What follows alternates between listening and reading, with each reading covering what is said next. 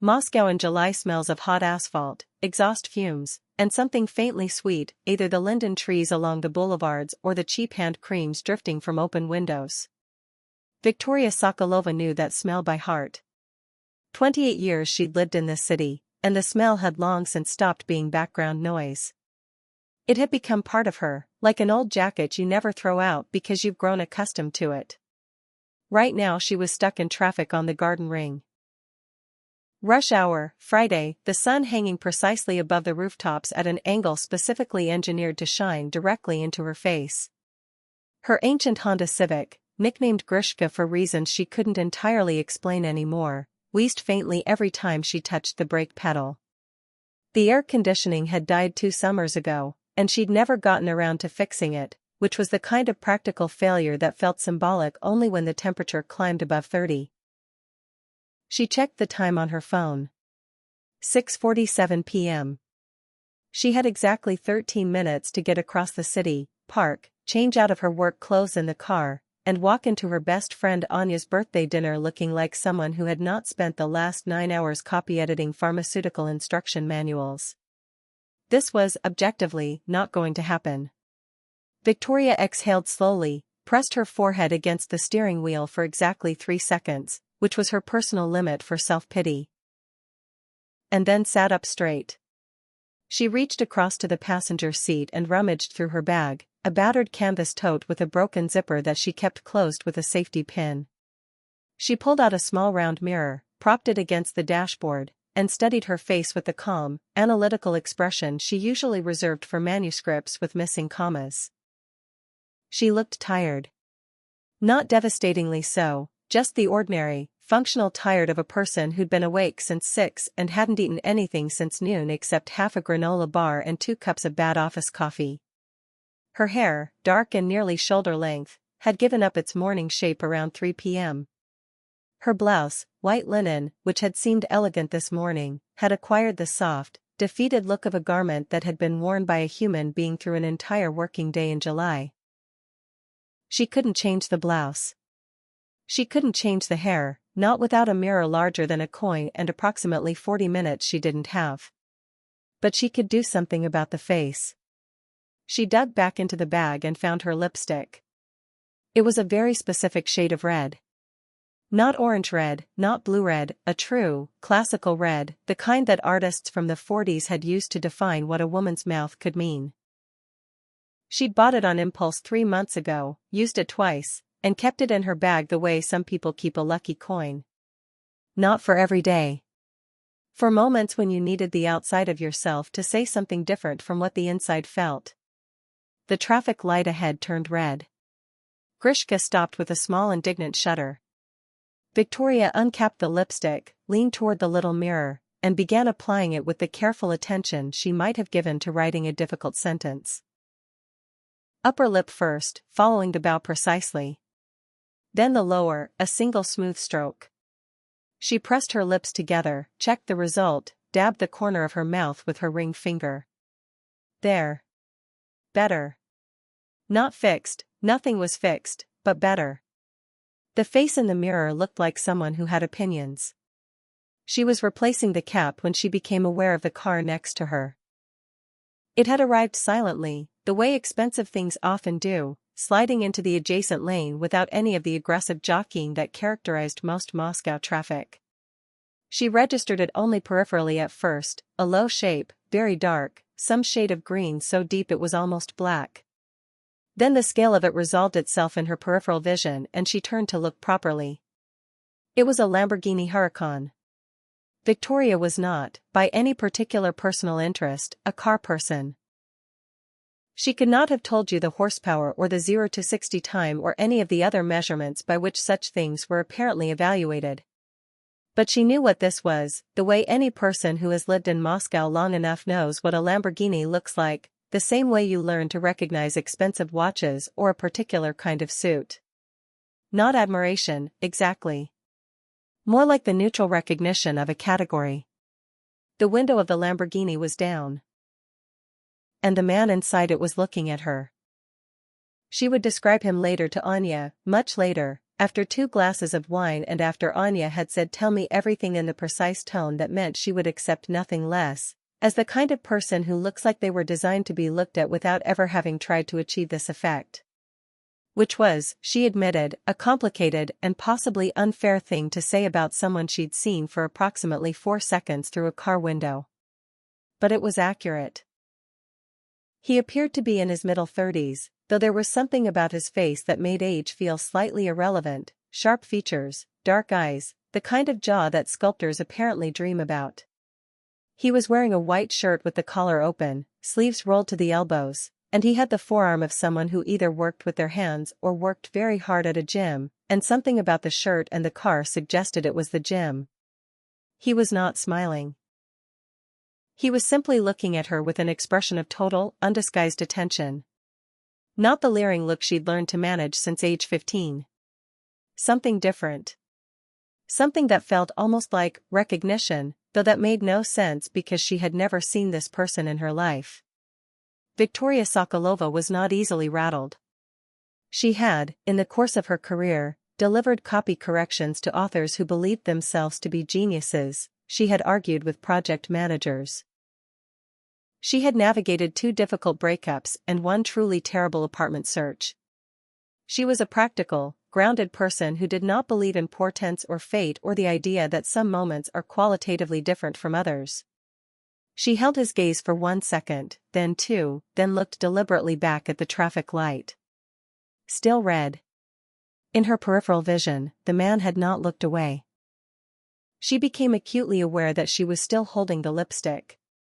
That she had just been applying it when he appeared. That from his angle, he had almost certainly seen the entire process: the mirror propped on the dashboard, the careful application, the small checking gesture with the ring finger. She felt, for a brief and absurd moment, like an actress who had walked on stage mid-preparation, before the 4th wall was properly established. Then she thought, so what? She was a woman applying lipstick in her car.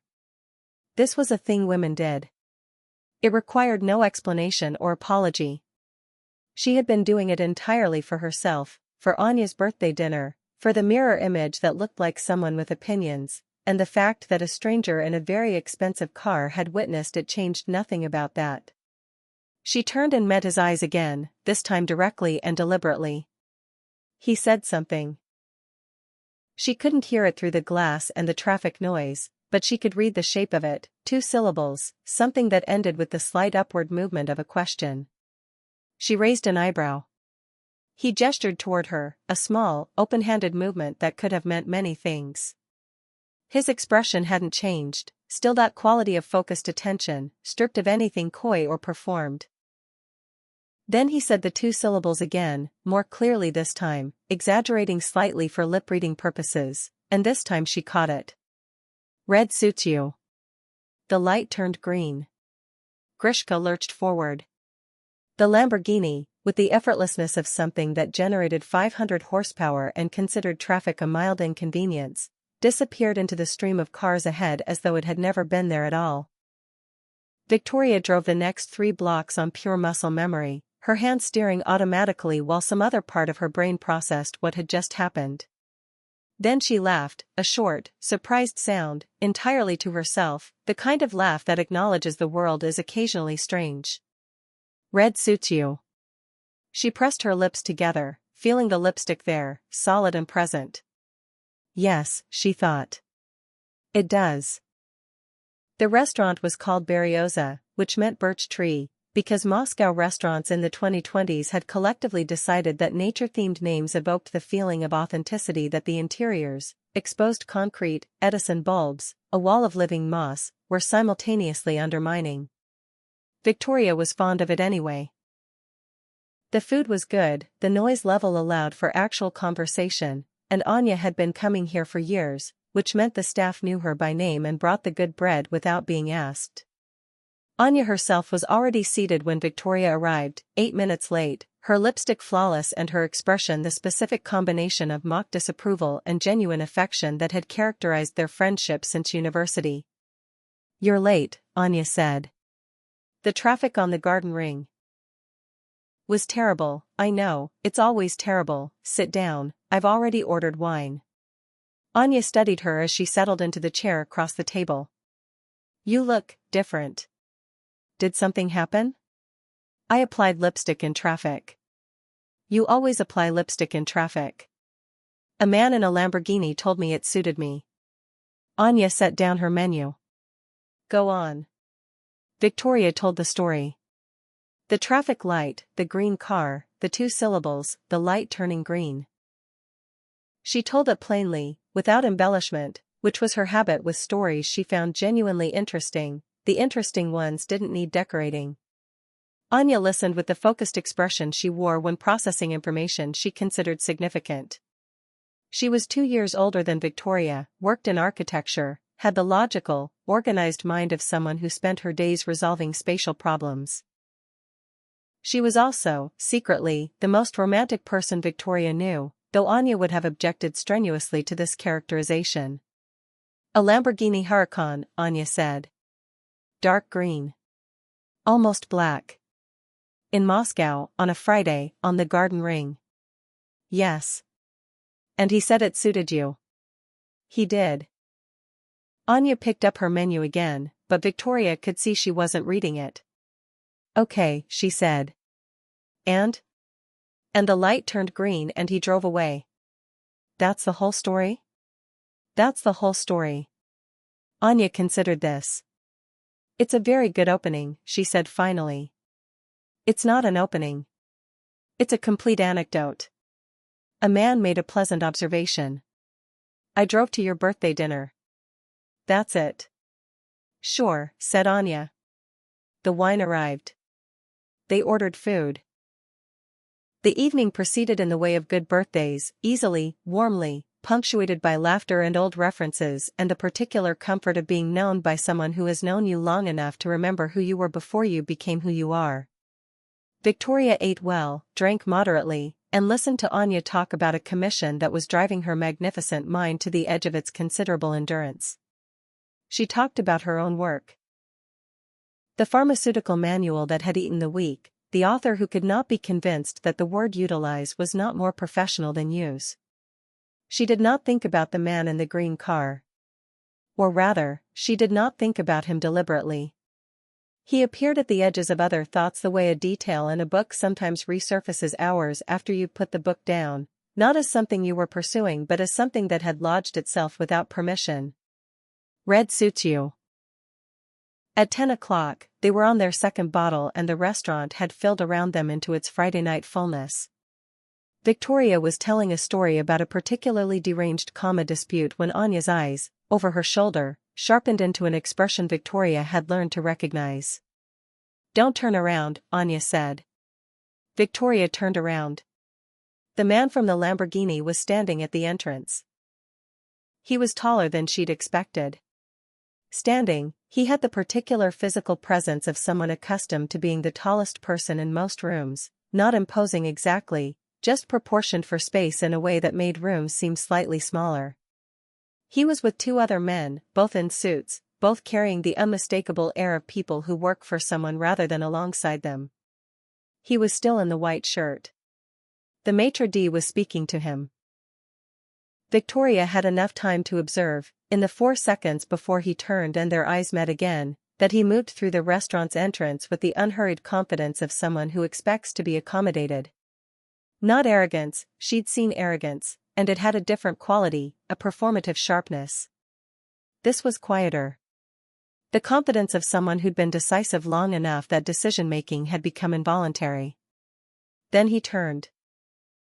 The look on his face when he saw her was remarkable.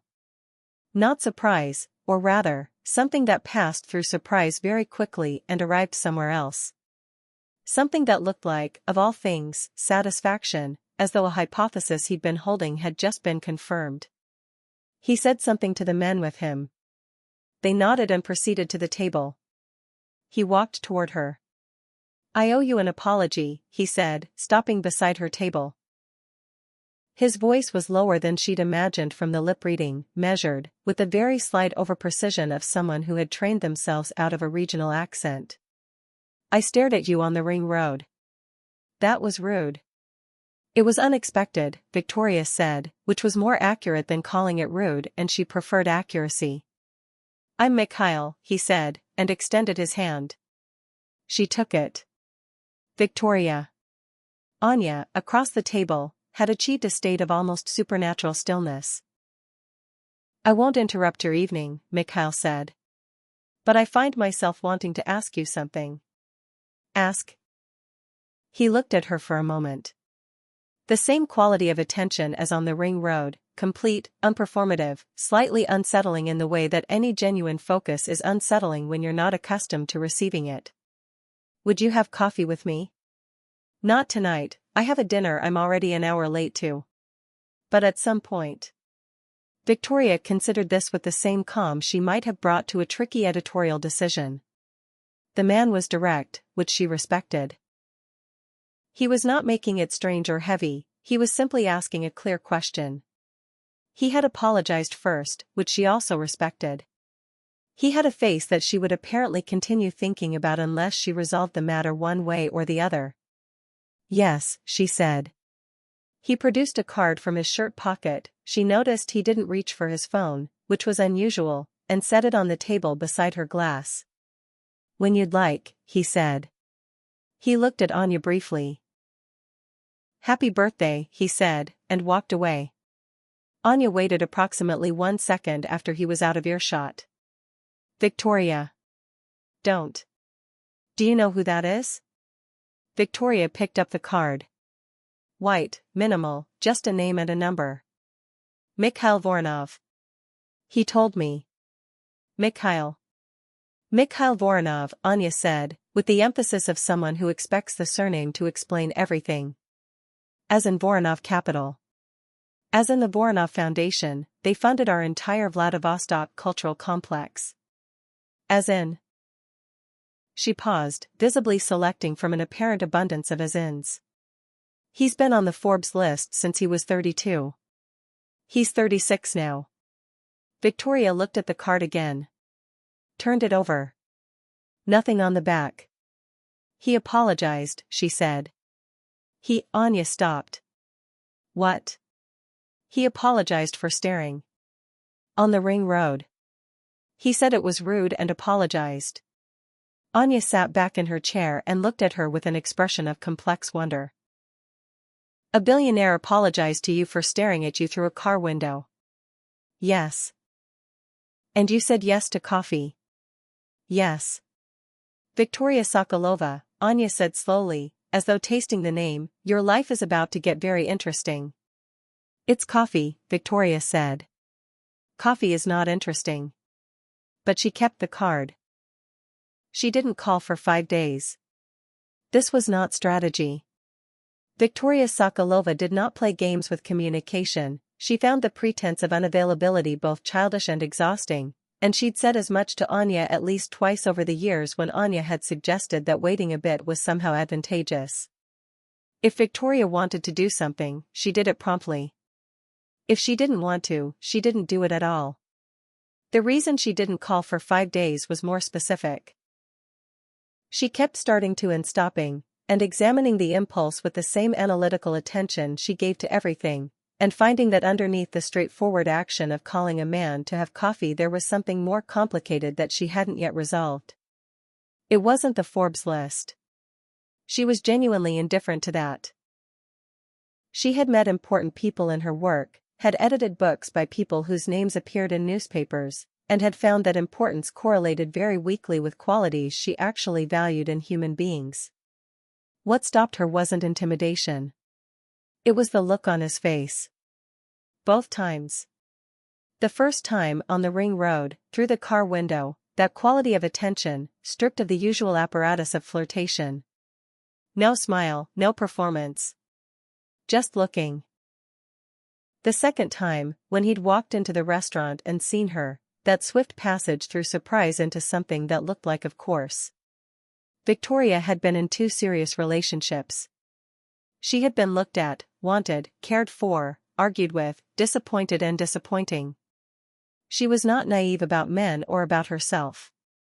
But she could not recall being looked at, by a stranger, with that quality of recognition. It disturbed her slightly, not because it was unwelcome, but because she didn't know what to do with something she couldn't categorize. On the fifth day, a Wednesday, she was eating lunch at her desk, the continuation of the pharmaceutical manual, a paragraph about drug interactions that had resisted all her editorial efforts, when she decided that the reason she hadn't called was precisely the kind of reason she had learned to override.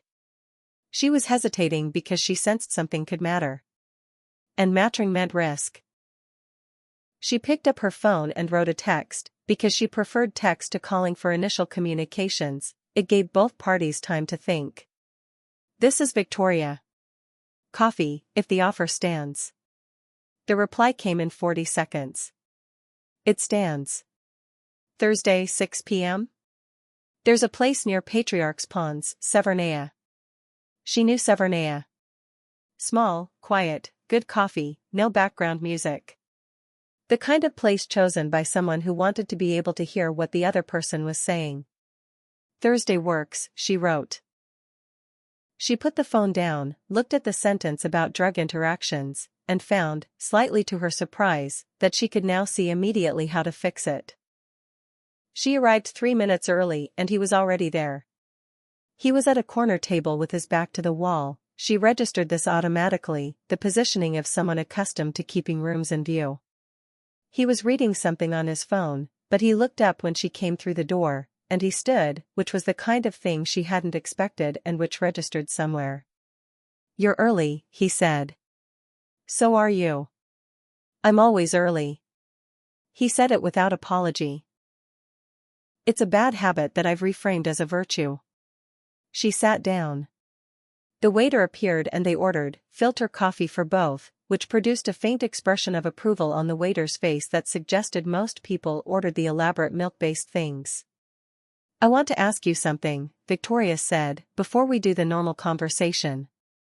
Go ahead. On the ring road. The way you looked at me. She kept her voice level, not accusatory, she was simply asking.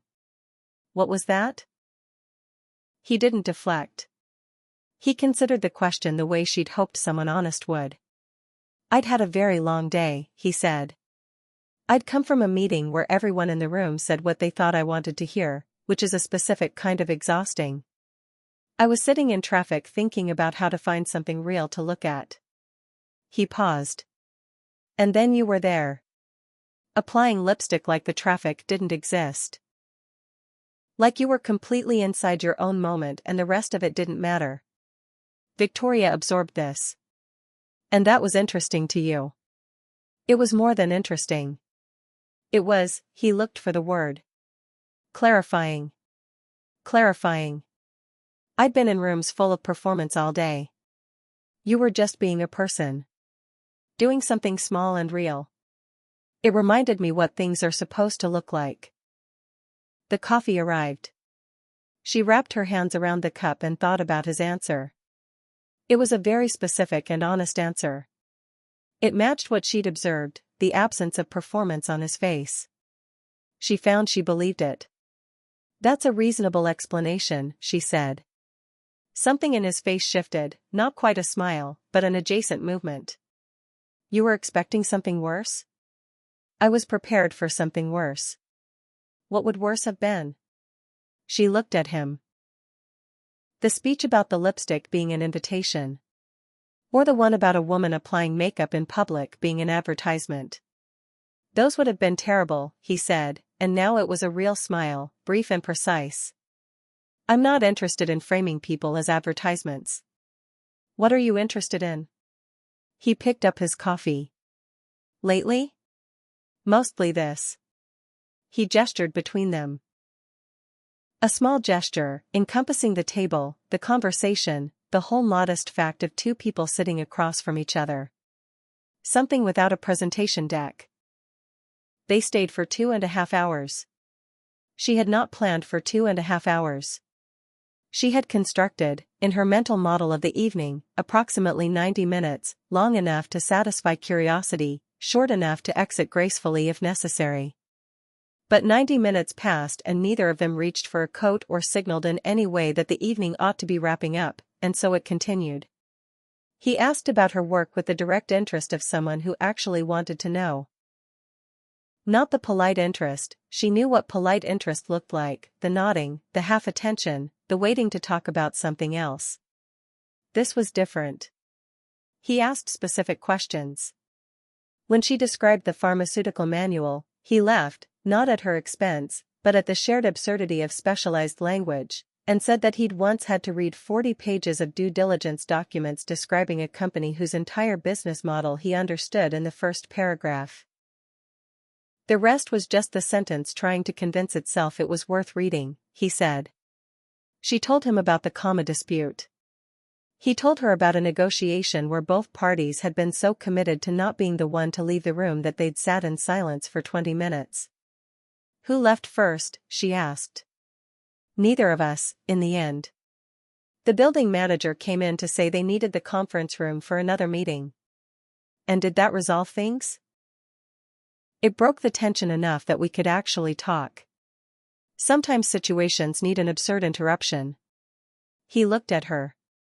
I think that applies to more than negotiations. She thought about a traffic light turning red on the garden ring. Probably, she agreed.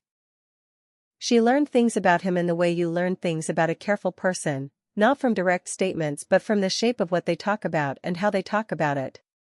He had grown up in Ekaterinburg, the youngest of 3 brothers. His father had worked at a factory and his mother had taught mathematics at a secondary school. He had studied economics, not from passion but from the conviction that economics was the language of the world he intended to navigate. The passion had come later, once he'd understood that business at its most interesting was really about solving structural problems, and he had always liked problems. What kind of problems? She asked. The kind that other people have decided are permanent features of the landscape. I find permanence unconvincing. He said it without bravado, as a simple statement of personal epistemology. Most things that look fixed are actually just decisions that nobody's reviewed. Victoria considered this. That's either very confident or very correct, and I'm not sure which. Maybe both. Possibly. But confidence and correctness don't overlap as often as confident people believe. He looked at her for a moment with that quality of attention again. True, he said. What do you do with the ones where you can't tell the difference yet? You keep reading, she said. You read more carefully than you think you need to. That's editorial advice. It's good advice for most things. He was quiet for a moment, and she had the impression he was doing something with that, filing it, turning it over. You're the first person, he said, who's disagreed with me tonight. That can't be true. You've only been talking to me. I know. That's why I'm noting it. He picked up his coffee cup, found it empty, set it down again. I told you I'd been in rooms all day where everyone said what I wanted to hear. You don't do that. I didn't know what you wanted to hear. You wouldn't do it anyway.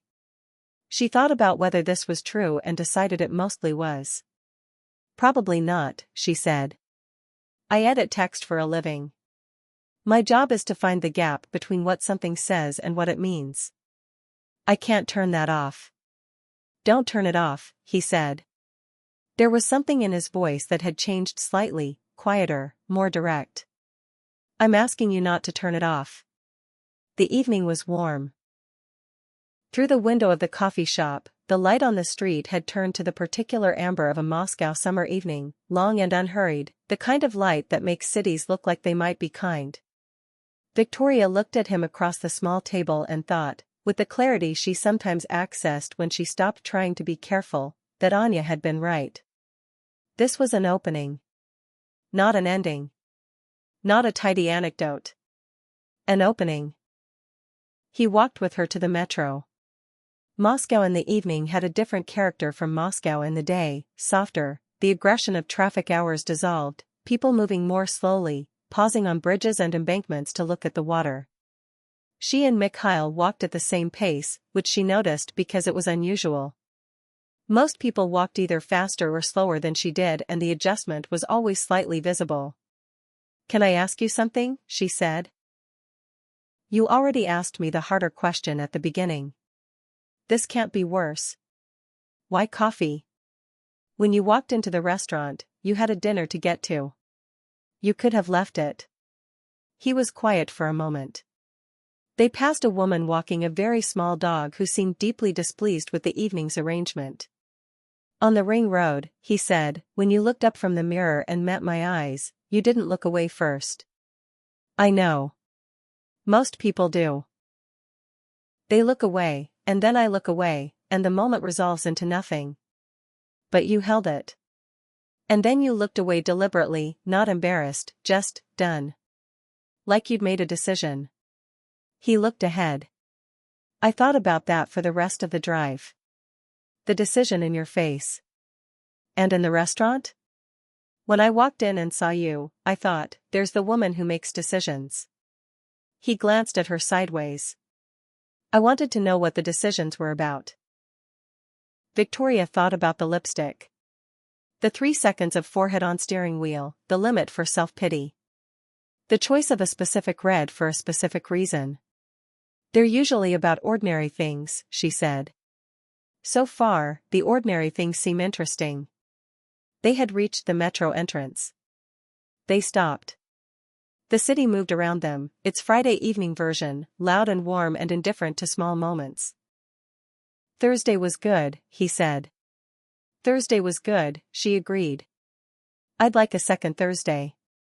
She looked at him for a moment, the same direct holding she'd managed through a car window on a ring road, that quality of looking that doesn't disguise itself.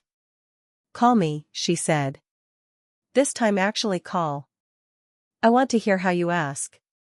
He smiled, the full version, not the brief precise one from earlier. It changed his face considerably. Fair, he said. She went down into the metro. On the escalator she looked up, and the entrance of the station was already only a square of evening sky, and she thought about nothing in particular except that she was on her way home, and that her bag still had the lipstick in it, and that the world was occasionally, genuinely strange. She pressed her lips together. Red suited her. She'd known that. He called the next morning. Not Thursday, Friday morning, 7:43, while she was standing in her kitchen making coffee and still half inside the logic of a dream she couldn't quite reconstruct. Her phone rang on the counter and she looked at the name, M. Voronov. She'd saved it with the initial because it felt more honest than the presumption of a first name, and picked up. You said to call, he said, but you didn't specify a time frame. I didn't, she agreed, leaning against the kitchen counter, watching the coffee maker do its work. Is this an unreasonable hour? I'm already awake. I'm glad. I wanted to ask before I talked myself into waiting until a more strategic time. Do you often talk yourself into waiting for strategic times? I used to. I've become less convinced that strategy applies to this category of thing. A brief pause. Saturday. There's an exhibition at the garage. They've just opened something about Soviet industrial design that I think you would have opinions about. And then dinner, if you're willing. Victoria poured her coffee. Soviet industrial design was, in fact, something she had opinions about. She'd written a long piece on it for a cultural magazine 3 years ago, a fact she'd mentioned briefly last night in passing. He had been paying attention. Saturday works, she said. Saturday was the garage and a long walk through what turned out to be an exhibition she found genuinely absorbing. Objects she'd grown up around, the telephones and kitchen scales and radio sets of a particular Soviet aesthetic, suddenly framed by questions of intention and constraint that made them strange and interesting again. Mikhail walked beside her and mostly listened while she talked, which was unusual. Most people she knew with significant opinions waited for their turn. He asked questions that went further into the thing she was saying rather than redirecting it.